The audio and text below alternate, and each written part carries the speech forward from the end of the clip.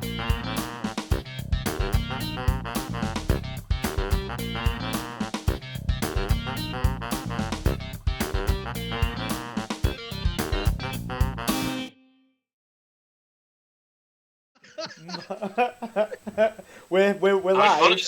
live on Monster Real Estate. You'll have to start. Are we online? Brag to start the show. Now, yeah. Is this it? You see, because I couldn't see the screen, I didn't know when to come in. Oh, sorry. I don't know if it's just me as well. I keep thinking you got the open collar, and I think it's this trim inside your collar. I keep thinking you wearing a proper blingy gold chain. Oh yeah, I see that. I do see that. It's ivory. Shark tooth. Well, it is actually. It's the seashells. Sponsored by Fat Face. I don't know why it's very wordy, isn't it? It's quite the essay. It is. Other sea-based clothing lines are available. You said Monitor Real Estate. How many screens have you got, Phil? 27 and a 34. Ooh, I've only got 21. Nice. The game. So that's enough monitor talk. Which ends. Well, if you want to talk, I just got this new Wacom, baby. Oh, look how big it is. It's like hand for reference. Oh, it's beautiful. Nice, wow. Sounds big. Pretty nice. Yeah, it's pretty nice. Very nice. Not using it Very yet. nice. This is top content. Yeah. Welcome to things Iolo will never use but spent money on.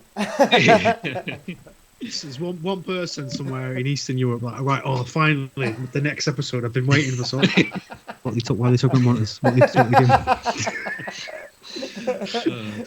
It's all the hip-hop. It's all the foreplay, though, isn't it? Yeah, that's it. It is. It's yeah. And it's sort of... We're a bit out of practice because it's been a while, which is entirely my fault. And I apologise, but, life gets in the way. It's just been a nice spring. We've all enjoyed it. Yeah.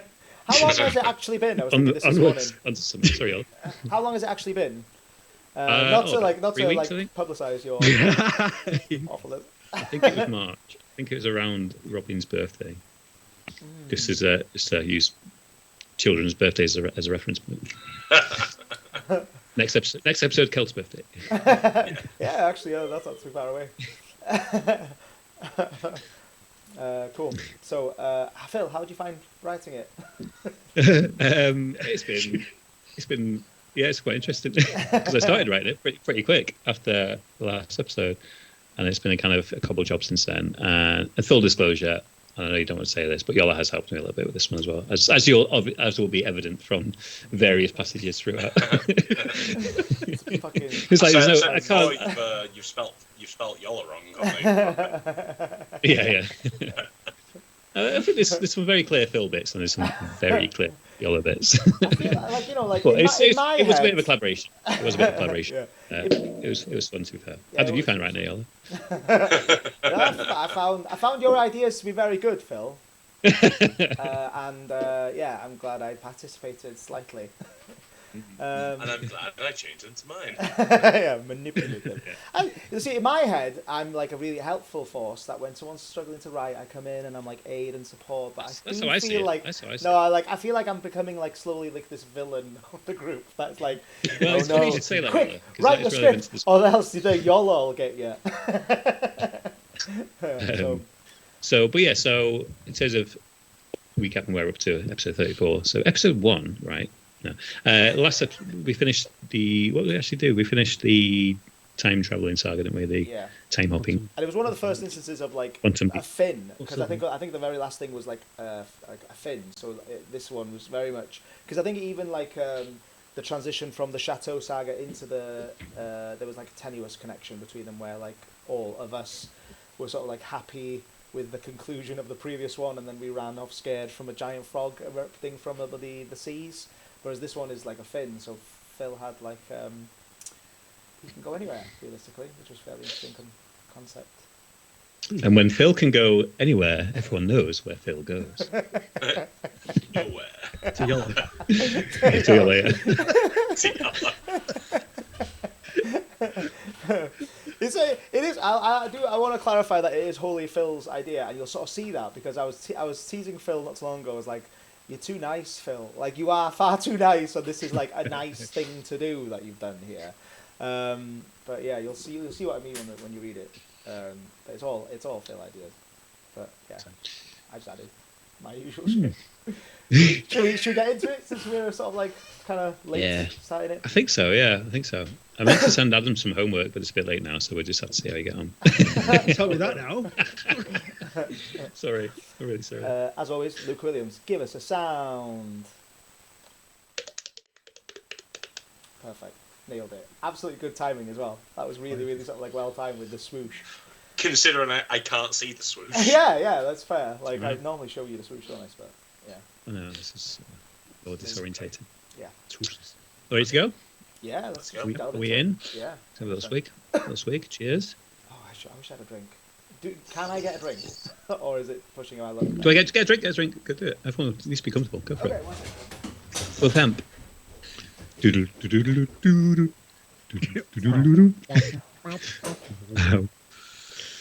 but there's a. Oh no, I can't tell you. It's fine. It's too late. We're in too deep now. It's just there's a character voice from previous that it might have been helpful for you to remember what you did. But it might come naturally. It might come naturally. And also, Luke, actually, I had the same direction for you. Okay. But it's in the script for you. So. Thank you. Sorry. There we go. All I can say, Philip, is that I am excited. I'm so excited. I'm so happy to be doing this again. It's been a while. Cool. Mm-hmm. Cool. Ready to roll? Are you ready, Iolo? You got a drink? 100%. Got it. Got your monster for the advertisers? Yeah. Pink one, Ultra Rosa. Send me a box. Advertisers, sponsors. Cool. Right. So this is episode 34, Fan Wank Redemption by the Robertses. Fade in. Exterior. Or something immediate. Octopi Studio, LA, 2032, day. A glorious vista in the foot of the Hollywood Hills. A large modern studio complex basks in the California sun. Outside of the central office building, a worn-out or something media sign is being replaced with new branding. That of Octopi Studio, home of cinematic genius Iolo Roberts. See, I wrote that bit, just to be clear. So I don't want to assume that Iolo's ego is that. Interior head office, Octopi Studio, day. Bustling open-plan office with large windows. It's a hive of activity as office staff scuttle around in an attempt to look busy.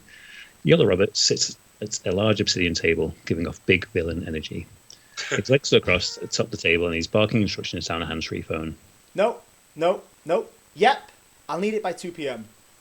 A muffled voice responds. Obviously LA time, imbecile.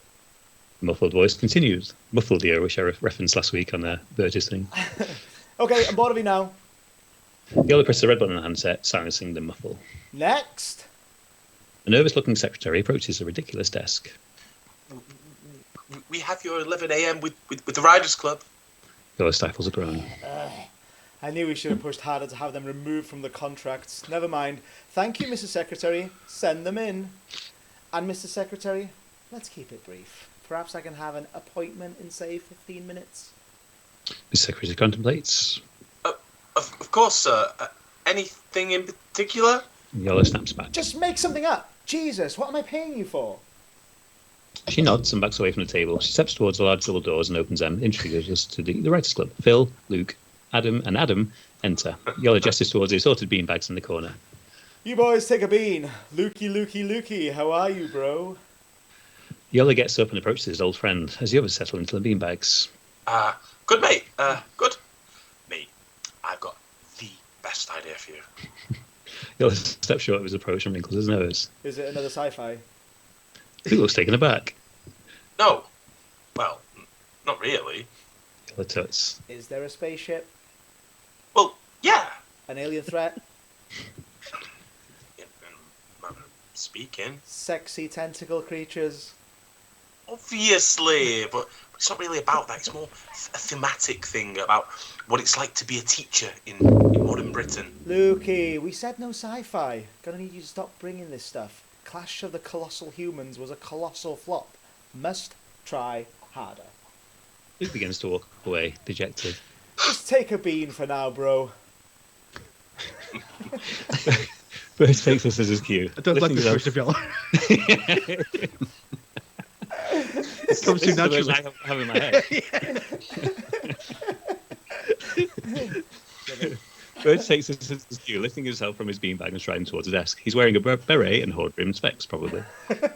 Burge, my muse, what have you done for me this week? Sorry, Burge. Simple. The external battle of solipsistic existentialism versus nihilistic absurdism. Preferably expressed in the guise of a fancy tea party. And it's black and white. Oh, for fuck. This is worse than that script you wrote in ancient Mongolian. Oh, come on. It's time we went art house. We have the perfect platform. I'm yet to be convinced. Take a bean. But if we can just... Take a bean, baby. You know the drill. He waves Burge away, signifying the end of the conversation. Come on, fellas. You must have something. Phil is averting his gaze. Adam looks a little more assured as he straightens his sports jacket and approaches a desk. Adam, booby, what have you got for me? I know you're bringing the goods this week. I'm thinking a tight 80-minute rom-com. No thrills, no spills. Less rom, more com, preferably. What's the hook? Guy in his early 30s discovers that the mysterious new older colleague in his work is actually his long-lost mother. Right. Always with the audible thing. No, you got it all wrong. It's more about exploring relationship dynamics in the office space. Right. Does this project have a name? Thinking something along the lines of becoming mummy's daddy. Jesus. Right. Take a bean. Well composed, Adam. Sorry. I enjoyed that one. Well composed himself, taking a deep breath and straightening himself up. Guys, I know you're better than this. Here's what we're going to do. Things are dragging a smidge on Octopus Head 9 back to Tenta School. Iolo Quirks and Eyebrow. Oh, sorry. I don't know why. Oh, that's my bit. I wrote this. Iolo Quirks and Eyebrow in the direction of the film.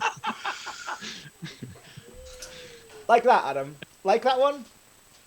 That is just an excellent pun. Why, thank you. You always did love my puns.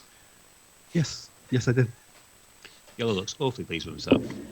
Anyway, here's what we're going to do.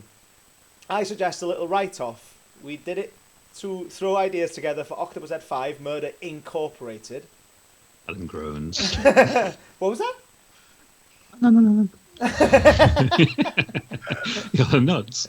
That's what I thought. So you're each going to pitch a script in turn, preferably something that can be developed into our next saga. Now, please, gentlemen, only your finest stuff. Iolo surveys the group and looks at them one by one. You. He points at Phil, who has continued to avert his gaze throughout. Oh, me, sir?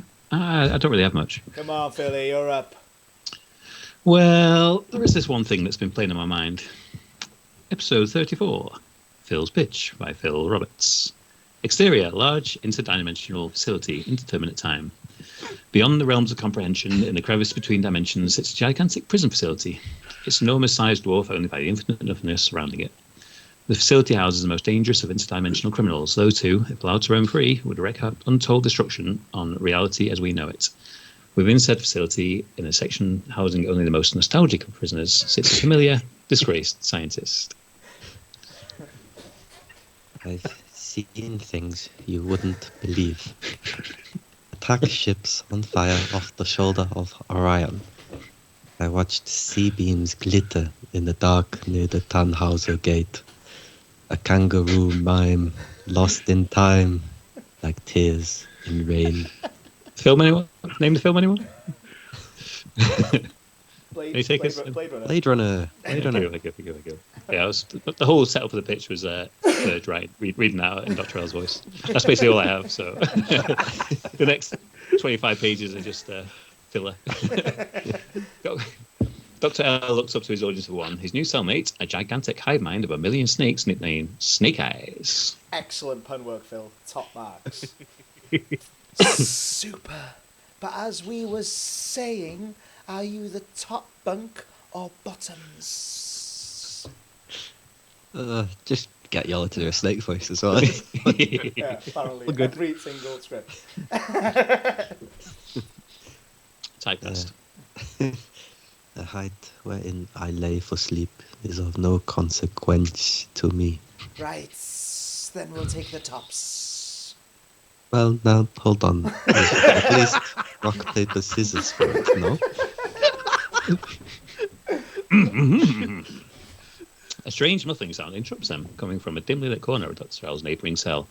Protruding from the shadows, we see the legs of a man otherwise basked in darkness. He speaks in incomprehensible muffles. Yes, very funny. But I am not and will never be a bottom, thank you. Who's that? The worst of the lot of us. Self-professed, mighty master of all that is, will be, and ever was. A raging ego with a god complex, and all-round cock to boot. The debonair leans forward, revealing his all too familiar visage, his silken robe replaced for a prisoner's uniform, and his rambling mouth covered by a Hannibal Lecter-style mask that stifles his voice. His name is Colin. Cunty Colin, that's what we call him. Cunty Colin with his tiny cock and his cunty little balls. Cunty.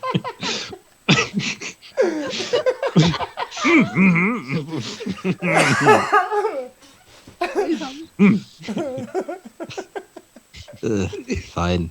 His name is the Debonair. And he's only the best Sally a bug like me can ask for. Now, where was I? I was in the middle of telling you about my second cousin twice removed. So her name was Crib Crob, and she loved anything with a tassel. She died in a banana boat accident. All too familiar large armoured insectoid, covered in scraps of prison uniform that could cover him, continues to converse enthusiastically with his cellmate. Guy must be pretty dangerous if he's forced to wear the mask. Not really, just stops the anti-Semitism. I don't care if Kanye's doing it, it's still not appropriate. You'll keep the muzzle until you've learned your lesson. This is your cue, Luke. Some characters out. No, I can't do it. You can. We know you got it. You can do it. It's on. We've got footage of it. Just take time. Get yourself in a moment. I'm just going to point out that I meant to change that to the Pope rather than Kanye because, relevant to this week. Oh, yeah. Gosh, or at least add some of that. I've had to do this. Some characters aren't we? No, it's going Yoda. We'll just see where it goes. yeah, just roll with it. You got it. The Debonair, Snake Eyes, and Dr. L, and Wobblish look out their respective cells towards a weedy man pushing a tray of soup from cell to cell. Deviousness incarnate. There it is. A group of... No, I can't do it. Oh, that's fine. Just go with it, man. Beings who would cause untold destruction on reality if it were that we were housed within these walls. There's a pause. Who are you? Yeah, who the fuck's that? Snapshot, the evil version of Zeep, from the episode where Debonair got his hands on the scepter of narration and made an alternate universe where he's Superman. Remember? No idea. You wrote it. Oh, yeah. I'm sure it was excellent. It is I, Snapshot, photographic menace who turns people into pictures. I pin their final harrowed visages onto my nefarious notice board of nastiness. Remember? All together now. No, but it's a pleasure to meet you. Cut to Interior Octopi Studio, same time. Did Luke really not play any villains? Not many memorable ones. I suppose Luke's just so innocent we can't really picture him as villainous. Yeah, you're probably... Luke, leave that cat alone! We pan over to Luke, who has a cat in a stranglehold. Scratch me! Jesus. Sorry, Phil. Carry on. Cut to Interior Large Interdimensional Facility, same time. You know me too well. I was going to make that the gerbil.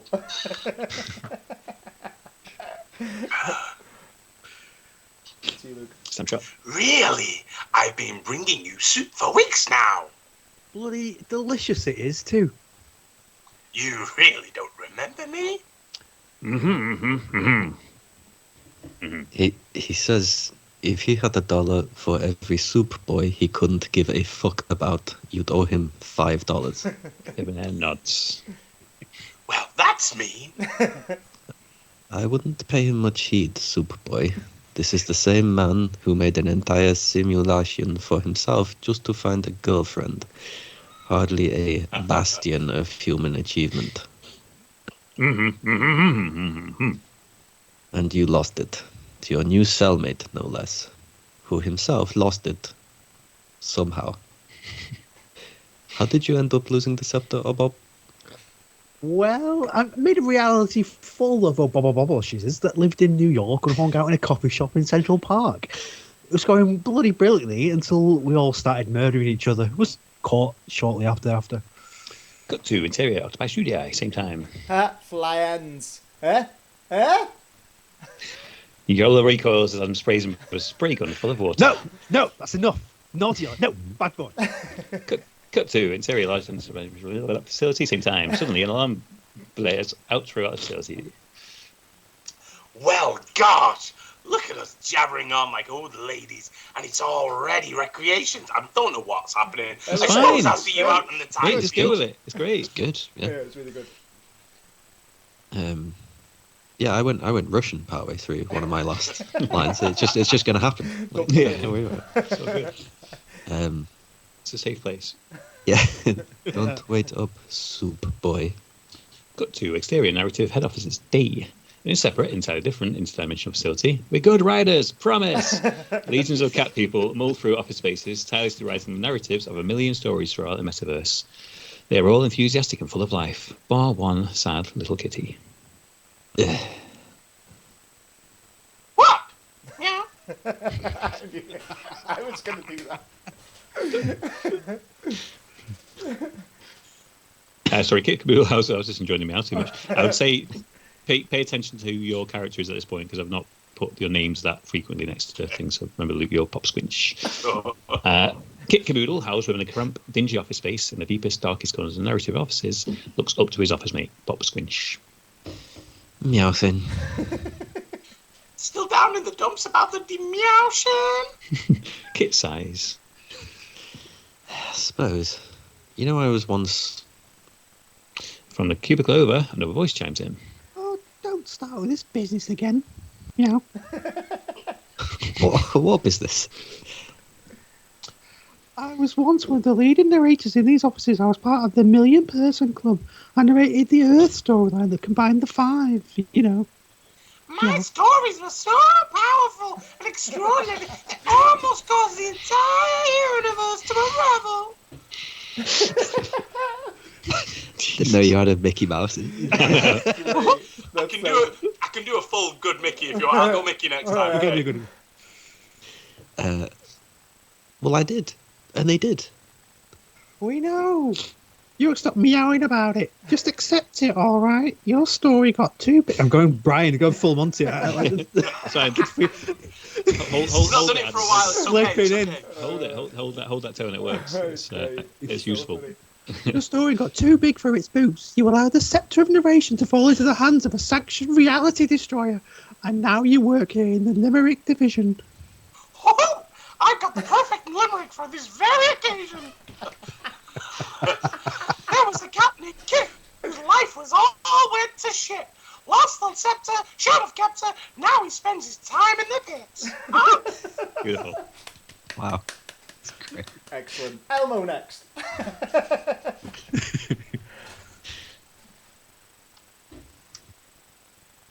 Oh, what's happened? I think Phil's just frozen. paused in like adulation. Yeah, he's praying. Oh, no. Philip, no. I think that Mickey Mouse impression has broken the internet. Oh my god, 100%. That broke me anyway. That's ace. Yeah, that's great. You've got all these like impressions, Luke. Give us like a quick like top 3 run through. Mickey Mouse, you've got. What's another hidden Luke impression? If you can ever, when we come down to when we all come together and visit soon, get me and Phil. If you can get enough drinking us, get me and Phil to do a back and forth of Gollum and Smeagol. Oh yeah, just we've done that in the script though. We've done that. Not properly. Oh, okay, fair enough. Can you do? That's when we're reading something out. What, just. Oh no, Phil left. It's mangled by thingy. Oh no. Hopefully, he'll come back and it'll be in the same position. Because I remember me and Luke read that Time Roundabout thing that I wrote ages ago, and like he was playing a politician in it, and it was like Boris Johnson almost perfectly. And I was literally telling Luke, like, mate, that like you're doing Boris Johnson right now, and it's absolutely amazing. And it just wouldn't, and you couldn't like once I identified it, you couldn't like get back to it somehow. No, I really struggle sometimes. But to be fair, it's because when I'm at school, I do a lot of just as boring as this is. Sorry, everybody. The maths that we teach has lots of characters in it that talk, so I use voices all the time for them. Some of them are good, some of them are shit. Oh, is that the first swear word? Naughty. Hang on, are you still recording? Or have you paused? I'm still recording. Record away. Just whilst we're talking, this next line that I've got, how would you guys approach that?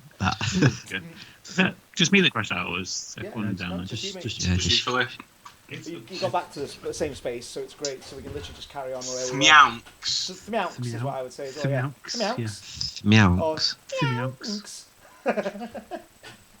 Weird. C6 spot. Thanks for for that. Cut to exterior time field scene. We were at Pop and Faffy begin laughing hysterically. Burgess got a. Okay. Pop and Faffy begins laughing hysterically. Thmeounks for that. Is that it? Very good. Nailed it. Am I more zoomed in now? What's going on? No, you good. Okay, cool. Cut to exterior time field, same time. Dr. L, Snake Eyes, Debonair, above bush, and reluctantly, Snapshot sit on some bleachers looking out at the gaggle of villains housed within their prison. Spreading out in front of them is a large concrete guard encircled in high fencing. Mulling about within, engaging in various recreation, are a dozen of eclectic mix of lizardmen, cockney gangsters, half a dozen people named Clyde, and Patrick Stewart. Our group of villains seem to be closely monitoring a particular guard's patrol. So, you guys tried the new mash in the kitchen? Everybody seems to be raving about it, but I like the old mash myself. New one's too much flavour. Good mash in my mind should be somewhat flavourless and... Shh. What? What are you doing? Are you scheming? I want to scheme. Let me scheme with you guys. Yes, as my friend says, pipe the fuck down, you fuckwit moron. Things are afoot. You see there, in the blind spot, to the left of Robo Bojo. We see the guard pass a robot Boris Johnson, bungling his way robotically through the fields. We do. One more SEO. Good. Would you be able to take control there? Will be no bothers. Beautiful. Oh, you're definitely scheming. Shh. Obabobalosh, the guard tower. See it? Dr. L points to a tall guard tower in the distance.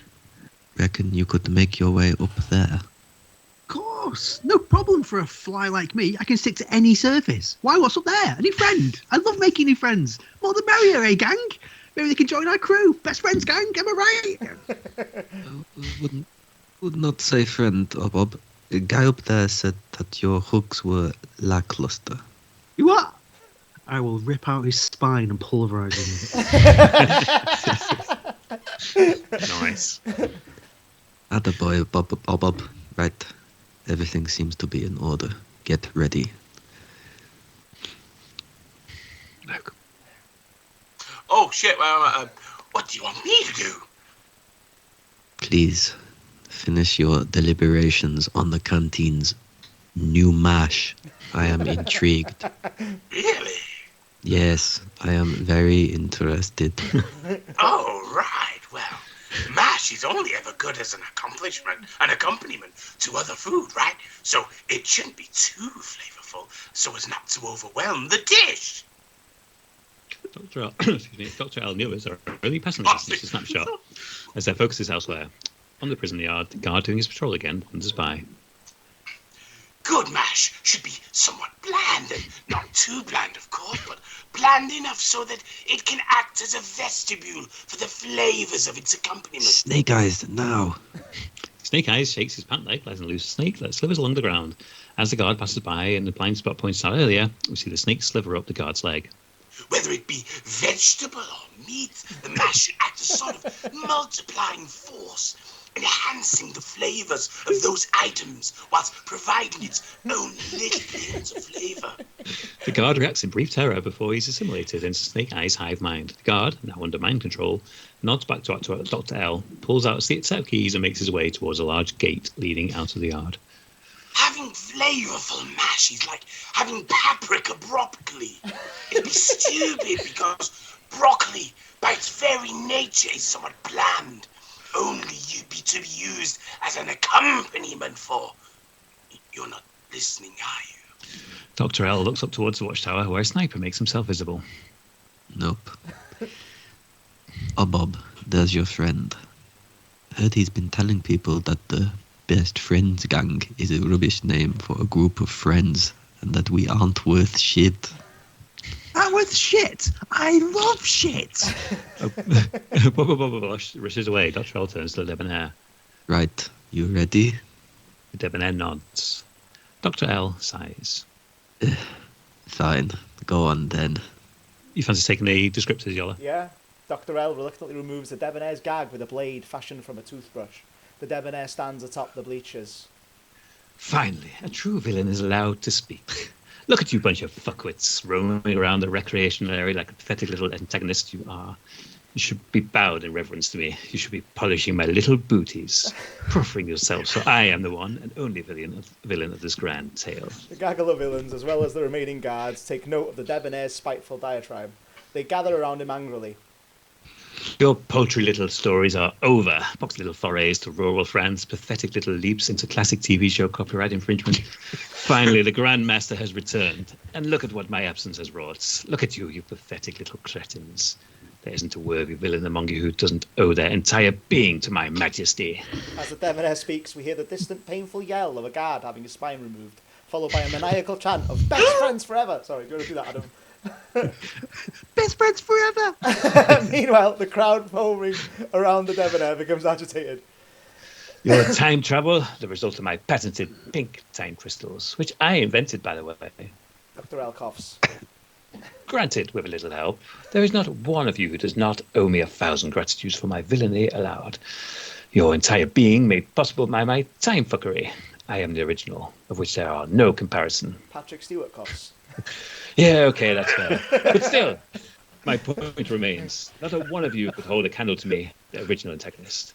The ruler of all time and space. Bow to me, you bunch of ridiculous fucknuggets. The latter may grant you mercy. The crowd go wild, with descendants of beaches before a large group of guards intervene. They hold out futuristic batons, trying to keep the chaos in check. Suddenly, Dr. L fetches a rudimentary device made of scrap from his pocket. He chucks it nonchalantly into the midst of the guards. The device quakes, a small pinkish light emanates from it. Within before, pink energy erupts from the small device. The guards, once orderly in uniform, suddenly begin to exhibit strange characteristics. One guard turns into an anthropomorphic weasel, another morphs into a red ball and whizzes around the recreational area, whilst another suddenly cracks open, revealing a younger guard housed within his human carapace. Dr. L gets up and taps the debonair on the shoulder as a crowd of villains look on in fright. A Bobolush returns his prison uniform, caked in viscera. They walk their way calmly to the gate door, where Snake Eyes stands over the body of the guard he's possessed. Snake Eyes turns the key, and the gate begins to open. Played to perfection, friends. Well done. Jesus, fuck, you're starting to sound like Bibba over there. Best friends gang, way! As the gate opens completely, in lieu of the clean escape they expected, they are suddenly greeted with a wall of guards. Their rifles all trained towards them. Well, fuck. Just excellent planning, Al. Top-tier work. The four raise their hands jetsily in the air. A perfect opportunity for a pretty little picture. Suddenly, Snapshot descends from the rafters, a large camera strapped around his neck.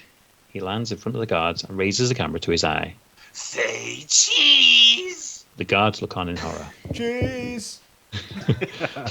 A gang of villains cover their eyes. A great flash of light obscures their vision. Looking back towards the gate, they see a group of guards reduced to a pile of Polaroid.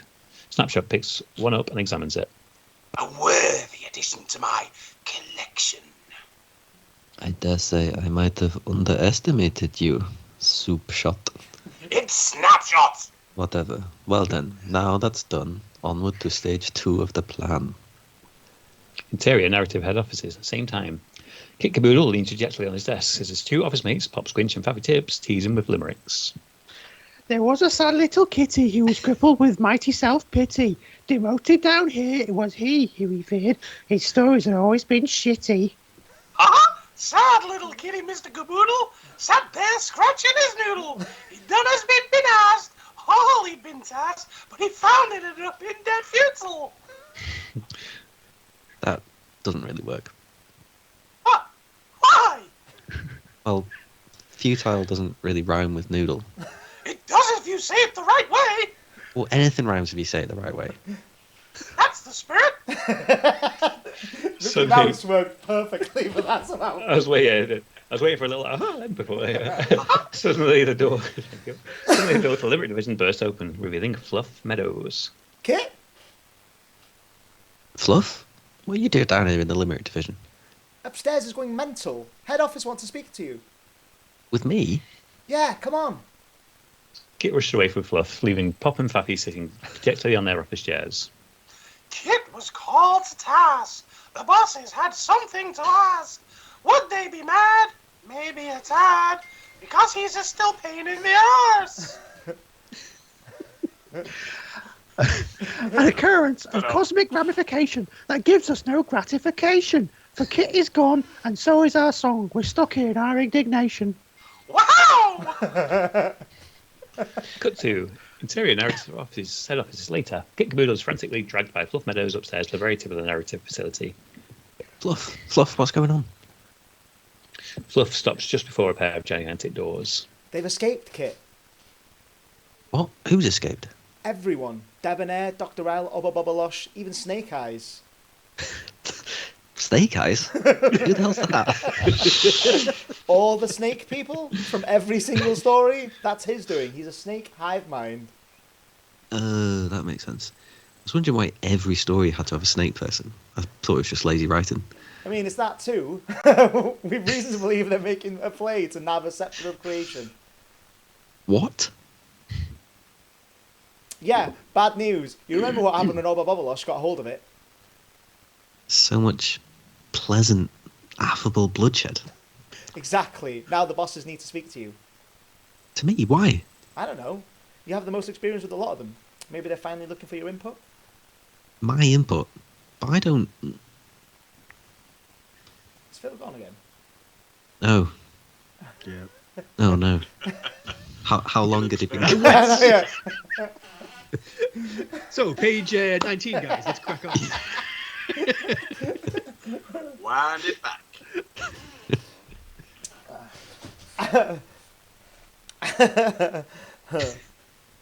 Right. He looks a bit more forlorn this time than he did when Luke had just done his Mickey Mouse impression. This was like, yeah, that one was like a clap. This one's like, I'm quite disappointed with this scene. Ooh. Some notes. Yeah.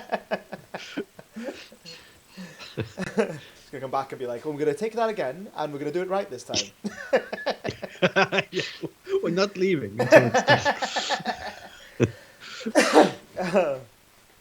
Yeah, he quit out on purpose. Yeah. It's just easier if I leave.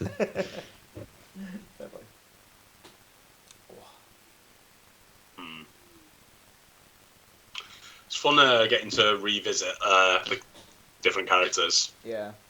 Yeah. And some new ones. Yeah.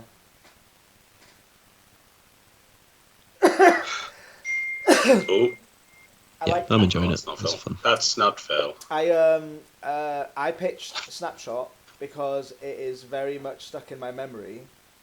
You playing Snapshot, Luke, and it's worth watching the video of you playing Snapshot because it is absolutely quality. Is this Mark Hamill voice? Yeah, Mark Hamill voice was featured for like a scene almost, and I We said, did a short of it. I think I made a short of it, didn't we? I think. "Oh, did we really? Oh, yeah, maybe we Did you? did actually. Yeah, I think it was that's one of where I've seen when we it. were sort of pissing around with trying to make shorts. I think that was like the first one I tried Yeah, to do almost. I think that's how I saw it so easily because I think I even say there, like I think at the end of it, I would literally just go, "Well, Snapshot's coming back." And to be honest, I need to re-listen to bloody joke. Because it's been so long since I've Sorry, played guys. the Arkham games. It's alright, mate. It's alright. How far did you? Where did you lose me? I was on so much less than 8:19. End of end page of 23. Yeah. 23. So yeah, I got so much pleasant, affable bloodshed. Take it from there. We're past that. No, we're past that. We'll go Fluffy pushes Kit. We finished that. We finished the speaking there. Yeah. So Fluffy pushes Kit through the doors. Yeah. Ready to roll, Yola? Here, all good. Yeah. No, I've not stopped. I'm just going to cut back to when you come back. Okay, cool. So Fluffy pushes Kit through the doors, where Kit comes face to face with 4 hooded figures inside a fancy office. A large window overlooking the vastness of metaspace. The 4 hooded head council members sit at a large desk, looking out upon him with emotionless faces. Kid, thank you for coming. Your presence seems all too common occurrence within these offices. Doing that? Yes. Love it. Yes, well, not by choice, I can assure you. Yes, it seems the great meta story's grand design is not done with you yet. 1 second, guys, crying. Always. The ramifications of your actions seem everlasting, Mr. Caboodle. My actions? Are we keeping going? It's up to you guys. I don't mind. We'll wait. Yeah. See how it goes. See how it goes. It's been a disruptive evening. Yeah, connection just keeps dropping. Quite annoying. Bloody Conway internet. Aye. It's been playing up during. Yeah. I've had last couple of weeks, really, hasn't it? Well, Yeah, just keeps kicking me out. I'm going to sort out Spinner whilst we're here. Spinner. Jesus Christ. Enjoying it so far, Phil. Enjoying The script. Yeah, I was What do you trying. think? sorry. Meg. No, yeah, very much. I was crying and I'm on duty. Sorry. No, it's Sorry, man. Nice water. Yeah, no, it's been awesome. It's you read so far. Aqua. Well, so is Luke your Mr. Bocker? Okay. Well, I don't know. Remember this. The ramifications of your actions seem everlasting, Mr. Caboodle. That was it. 100%. That was it. My actions, mine. I only sought to narrate a grand story as you wished of me. I believe I did that. Maybe a little too grand, don't you agree? How was I meant to predict that a mad time traveller would cause the utter destruction of my world? And how then am I on the hook for the catastrophe of an attempt you had at a restart, eh? The Debonair got his hands on the scepter in your rehashing of my story. Or Bobolosh got his hands on the scepter because you ignored my suggestion to fix things. Yeah, you suggested to re-establish a superhero group known as the Five. Exactly. The only ones who were ever proven to have defeated the Debonair. The same group formed by the scientist known as Dr. L, who himself eventually sought to end all time as we know it. Well, yes, but only because he was in an unwinnable stalemate.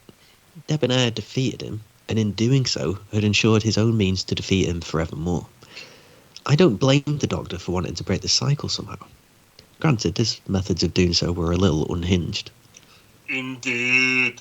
And now it seems Dr. L and the Debonair are in cahoots. Is everyone hearing like a Scottish Arnold Schwarzenegger? Yeah. Scottish Arnie. Arnold Schwarzenegger. As written. It's great. It's so good. It's all in Phil's direction, to be honest. It's great. Well, yeah. Oh, Force she's 2. crying again. Okay. No, it's bad. Hold my pose. Should we all freeze? Yeah. Should we genuinely try and pull that off? Yeah. Like when he gets back. Yes, yeah. What's the Completely annoying? freeze. Yeah. Right, so what's the... He's like a steady pose. Like, I'm going to go for like a mid-laugh, like a... I don't even need to try. This is just... Burgess natural setting. I'm pretty sure Luke works on external speakers, so you can probably hear us anyway, but... No, he said earlier that like Dexter didn't hear my disgusting comment, so he's on earphones now. So hopefully, I'll be fine. It's good. It's good.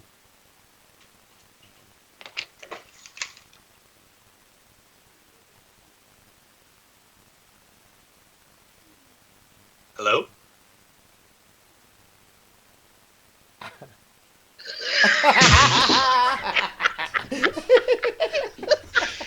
couldn't do it. I couldn't do it. Oh, Fix a that bad was voice. great. That was really good. Well done, boys. Well done.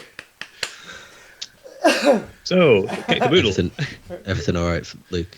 Yeah, she's just staring, and I think I'm being a bit too loud, to be honest. It's all right. Let's go. Near there. Yeah, we're nearly there. Kate the Boodle. Well, yeah, you force two time travellers to live every painful second of their lives in a dingy cell on the edge of nowhere. They're bound to find a common ground in wanting to escape. And what of the others? Snake Eyes, Snapshot. Merely background players, I've no doubt. A means for Dr. L and Debonair to escape. I know Lush. Well, Italian American all of a sudden. Walking over here. Walking over here. You're burning your tomatoes. Well, with all due respect, my elders, his rise to villainy seems to be your doing. Indeed, it seems our attempt to rectify the situation have only served to backfire, and that is why, in this instance, we're willing to try more controversial methods to fix things.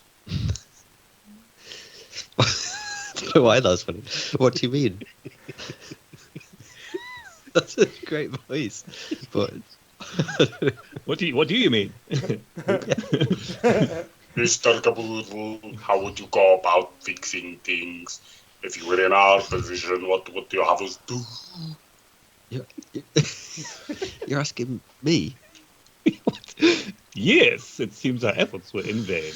It was your story, after all. Maybe our mistake was to try and finish another's story. And we'll wait for it.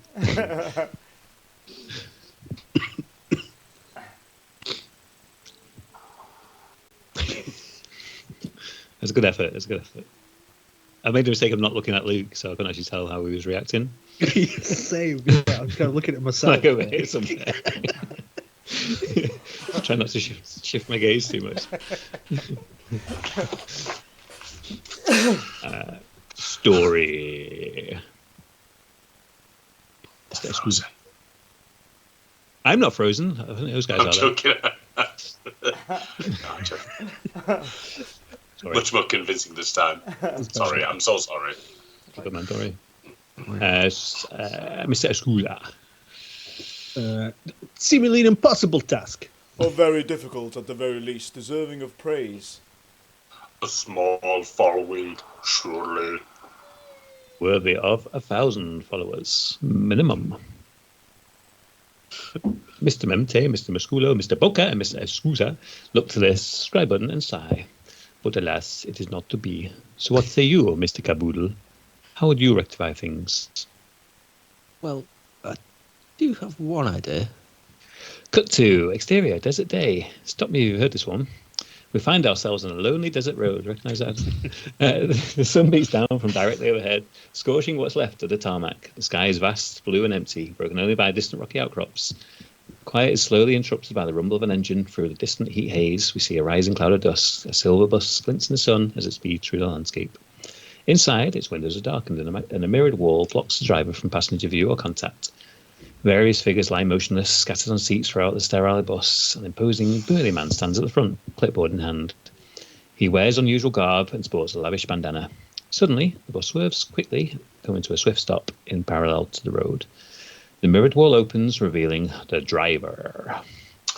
Oh, sorry, guys. Saw something strange in the road. Almost like a cat person. The driver revs their engine. Tyrannical. That is cool. Yeah, it has worked. It's bringing sound effects to this one. That was Luke. Luke. That was not the driver. The driver's much more much tougher from the Chateau Saga at the investigator. I cannot remember. Just do the Joker. Just do the Joker. There's a furious rapping on the bus door. The driver looks confused before ultimately relenting and opening them. Hello, sorry, but it is of the direst consequence. I'm sorry to have interrupted you. I need of your services. I need the... What the fuck? Kit Caboodle peers further into the bus and recoils in shock. A gruff-looking pirate, picking his clipboard from the ground, looks upon Kit with furious eyes. Me hearties, what's going on? Beautiful. The remainder of the group housed in the bus begin to stir. A black American man in his 30s gets up from the ground. Where the hell am I? My head's pounding. A small toddler wakes from his slumber in a stupor. I want my... The toddler suddenly transforms into an old man. Mommy, what's going on? Leaf, a green and yellow massive flora and foliage with no discernible gender, sits up, looking around with suspicion and wide-eyed wonder in equal measure. Ooh, Bloomdick! Not again! No, it's Mickey Mouse. It's a Mickey only episode. This is it. I'm a one-track pony. Guy Mickey can't take Burris. a nap in the bus without someone's taking him home to spruce up the living room. Where am I now? Ellie, a pale, edgy-looking teenage girl, also responds warily. Where am I? Well, at least you're the same. The same as what? What's going on? Chris Hopper. He's the what's the spider guy called? Aaron alternative. Aaron. Okay, right. Chris That's Hopper. right. Okay. Aaron. Arachnid. We've been kidnapped. The group traces a voice to the back of the bus. A large green creature is hunched over the back of the row. His arms tightly hugging his legs, almost curled into a ball. His face is obscured by a large pair of black sunglasses, and his entire body is hidden beneath a trench coat. Chris Hopper gets up, and his trench coat parts. 2 extra limbs are revealed, growing from Chris's torso. They stretch and flex, as if for the first time in a long time. He removes his sunglasses, revealing his gigantic grasshopper eyes. His walk is unnerving as he bounces limb on 2 mighty legs, stopping just short of the group. Now I get it. Likely because of our peculiar set of abilities. Very astute you are. You're needed in the facility. Is he eating much or? Okay, one more line. Bit of an issue with that, actually. They're coming with me. My apologies. They balls. A dozen arms clutch. He's the sort of pivot for the whole saga, unfortunately, Adam. So a dozen arms clutching curves towards bursts forth from the captain's torso, holding a blade to each neck within his vicinity. Kit Caboodle fetches a fancy-looking tablet from his jacket pocket. 1 second. Let me just... He presses a few keys on the device, and the captain stutters, turning into the colonel, training his pistols from his dozen arms towards the group. Voices. Yeah, I can't remember the voice. You're not taking my test subjects, maggot. You could pry them for my cold dead. Damn, sorry, wrong button. Kit fiddles with his device again, causing the colonel to twist and warp out of existence silently. My God, what do you do to him? Just sent him away for a little while. He's currently in a dimension where dolphins have human noses. Disturbing stuff. He'll be back soon enough, though. Sorry, these fancy new devices head office have given me a bit fiddly to work with. Raymond ambles over to Kit, every step punctuated by the sound of the snow where none can be found. Whoosh, whoosh, whoosh. What the hell? What offices, man? Where the hell are you from?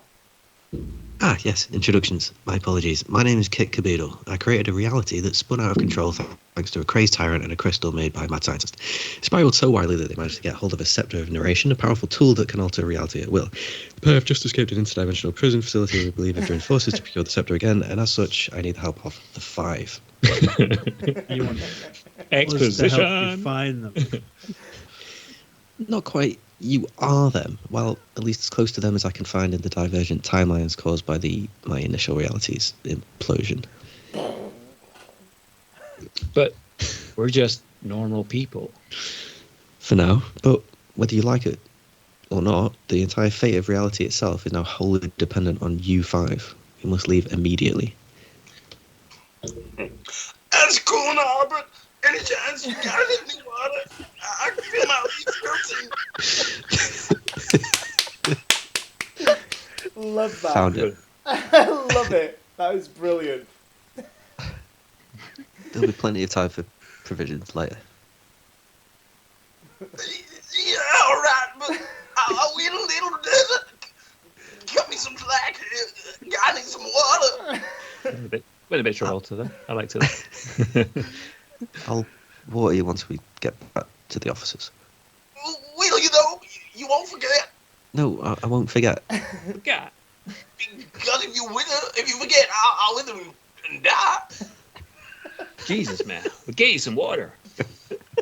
Nicely, beautiful. Kit presses a few buttons on his device and they all walk away, leaving the driver sat smoking a rollie in her driver's seat. Here we fucking go again. There it is. There we go. My throat hurts. Yeah. I don't know. Cut to interior, Octopi Studio, same time. Phil places complete script on the countertop. What do you think? Adam. Surprise, surprise. Phil brought back the debonair. So your idea is essentially fan wank redemption and a reboot. Well, yeah, basically. I don't hate it. Possibly needs more time travel. The group are collectively pondering the script. Was my only villain really just some weird Mark Hamill proxy? And is Dr. L actually a villain in the first place? Ambiguous, if anything. Silence! No time to dwell. He gestures to Phil. To the bean with you! Who's next? They always look to each other, shrugging. How do we decide? The other marches towards his glorious obsidian desk. Oh, I have just the thing. He reaches into a large drawer on the desk and pulls out an ornate golden spinner with the names Phil, Luke, Adam, Burge, Yola etched in. He places it on the desk and places a cover on Phil's nameplate. We spin for it. Yola flicks the dial on the spinner. It spins spinningly, round and round, flicking past each name as the tension in the room builds. The spinner slowly begins to ease off. But suddenly... Let's see that. There was a very small post-credit scene. Credits. There's not much to it. But exterior, human-nosed dolphin reality. Later. We see the exterior of a warped iteration of San Diego SeaWorld. All is familiar to anyone who's visited such a place, but for the physical characteristics of the dolphins. Namely, they have human noses. A large crowd is gathered, watching the latest displays of From Nowhere. The Colonel appears by the trainers of the side of the pool, completing his sentence from earlier. Hands! Where the blazes is this? Trainers turn to look at him. We know them as Arduous and Skimp, previously Conemen of Debonair's Legion of Conemen. A pleasant surprise that you should join us. Well remembered, Luke. Arduous is struggling with his beach ball as he attempts to balance it on the dolphin's nose. Dude, you're like totally the right fit for this kind of work. What these pups need is some discipline. Indeed. Besides, we don't anticipate leaving her in quite some time. I'd suggest you settle into it if I were you. The Colonel throws his hands up, irate and struggling to get his words out. When I get my hands on that cat, motherfucking maggot! Done. It is, guys. Thank you, Yola. Thank you. Excellent work. So yeah, the sort of very with fun. regards to the spinner, yeah, the sort of setup is whoever lands, you're sort of pitching your saga to Yola villain within the Octopi Studio universe. So it's up to you how you play it, though, because obviously like, there was ideas for scripts there. Yola suggested you bring your best stuff, bring your best stuff to the table. And it's, I don't know if you want to play like these heightened versions of yourselves and coming up with script ideas, or whether you just kind of just come up with something. Yes. That's a big fat A firm. Because I was talking to Phil and I thought like it's kind of funny because like Phil kind of like embodied that anyway by bringing Debonair back, because we always teased Phil about bringing the Debonair back for the second iteration. So Phil kind of already did it by going like, oh, I want to bring back the Debonair. I was like, well, yeah, you're playing the cliche of yourself. Cliche. So yeah, that's that. Unrimmed glasses. Literally the only one of us that doesn't wear glasses. Yeah. This is 2032 version to make sure. I can see you in a beret. I didn't say anything about it. Okay, you're just brushing a beret to the side like off camera. A beret? It's good that was I really enjoyed fun. that. Yeah, really fun. So fun. Yeah, it was. And what I was getting at Really earlier, Phil is too nice in that he gets the chance to start it all over again, like do anything he wants, and what Phil opts to do is give us the choice of what we want to do. No, you guys do their own decide. thing. No, after you. Adam, if you want to write Becoming Mummy's Daddy, then I'm That's fucking funny. I will I not. feel like I've been backed into a corner here. clearly I have to write a sci-fi. Yeah, now. 100%. 100%. A sci-fi. It's not really a sci-fi though. It's the brief. No. No, Not only do you have to Do write it. the sci-fi, you have to write the sci-fiest of sci-fis that ever existed. Which is, I think it's a task you can do, 100%. And I have to write time travel stuff. I like the idea that we have to do what our characters suggested in that script. Like, was it a solipsistic? You did the one entirely written in, what was it, Mongolian? Ancient Mongolian. Yeah. Challenge extended. That would be really funny, that one. Cheers, birds. Yeah, we got to read it. That's the only issue. That's the thing. Avant-garde Mongolian script about like someone coming out to their parents or something. It's just like that, like dramatic. It's like Saltburn, but in Mongolia. Yeah. Have fun with that. Cool. Right. So Spin for it? Should we spin for it? Yeah, let's spin for it. Luke, give me a sound. Perfect. Nailed it. Absolutely nailed it. 1 second. I just need to sort out the actual spinner, which has disappeared. So you'll have to tell us. Yeah, I can also can't see it. Sweet. I will. Maybe You just choose at this point. Yeah, I suppose. I will, in the interest of fairness, though, I will share it, and I will now click to spin. So it is now spinning. Spinning, and it looks. Birds. Oh, it's looking like birds. No, it's birds. Oof. Okay. Lovely. Bird. Beautiful. Good. Happy with that. Don't forget the berry. You should actually wear a berry in this room. Yeah.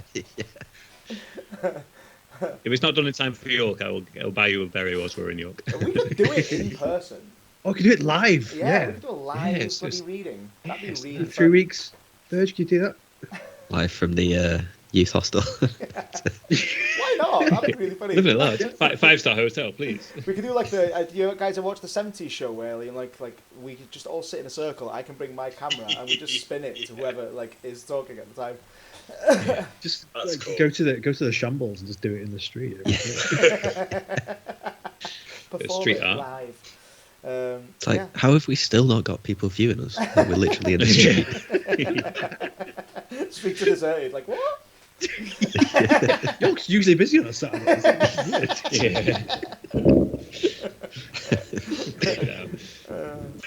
That was fun. Cool. That Well, was really I enjoyed that. It was a laugh. Yeah, Cheers, guys. that was really, really good. good. Really good. excellent. Right. Easy I peasy. suppose that's a goodbye. Bye, everyone. See you in 6 months. Sayonara. Bye. Bye.